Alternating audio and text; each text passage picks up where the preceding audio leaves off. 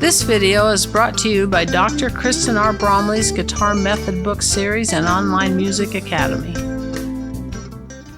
Hi, I'm Dr. Kristen Bromley. Welcome to my online academy. I love being here helping you with playing the guitar. In this video, we're going to play some chord progressions together that use slash chords. So in the last video, I introduced slash chords, went over those. Now we're going to be using some slash chords to play some songs.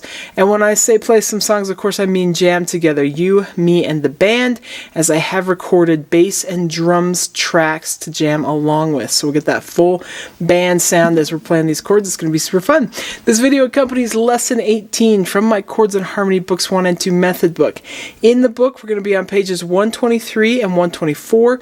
We're going to be playing songs 26, 27, 28, and 29. All right, before we do that though, I'm going to go ahead and go over the slash chords that we're actually going to be using to play these songs and the strumming patterns. I'll just review the strumming patterns that we'll be using. So let's go ahead and take a look at G over B first.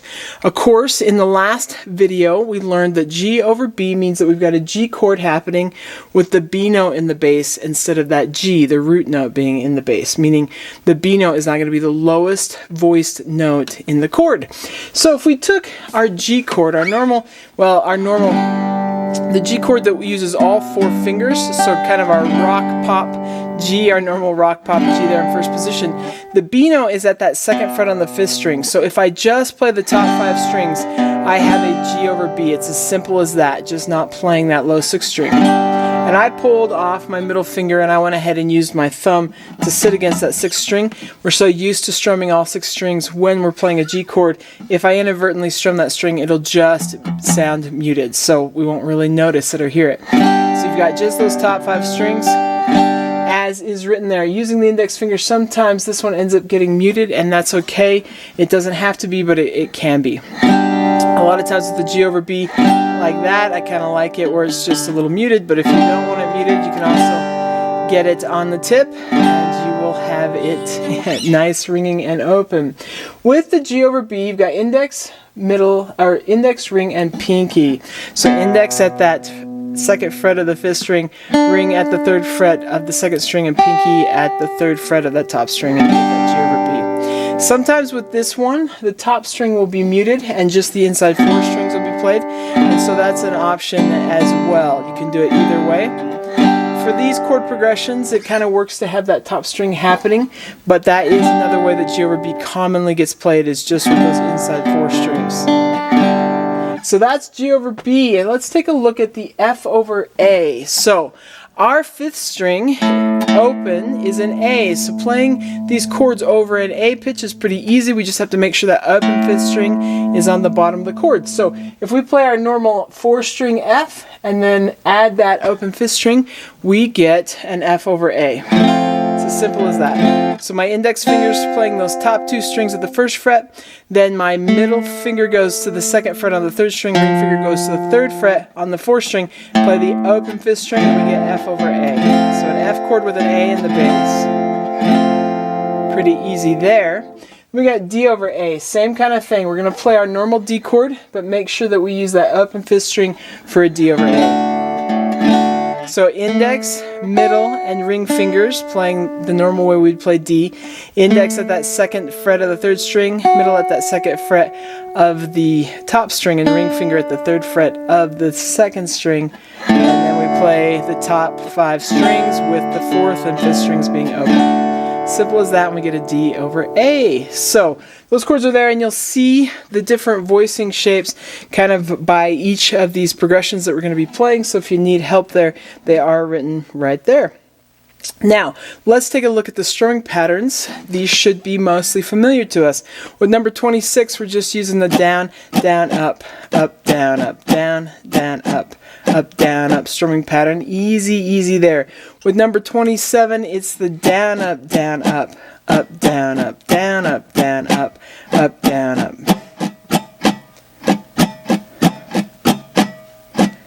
With number 28, we've got the down, up, mute, so that's going to be a slap, down, up, slap, down, or down, up, mute. Either way you want to think of it or say it, but you're going to slap those strings muted, down, up, mute, down, up, down, up, down, up, mute, down, up, down, up. because there's a mute, it can help to have it on a chord, so I'll just demonstrate it on a G chord.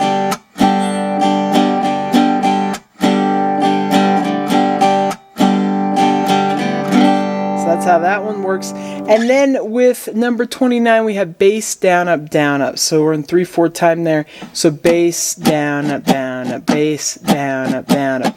Now with the bass, down, up, you want to make sure when you're plucking that bass to be plucking whatever that lowest note is. So for a G over B, I'm plucking that 5th string because that's what the bass voice is.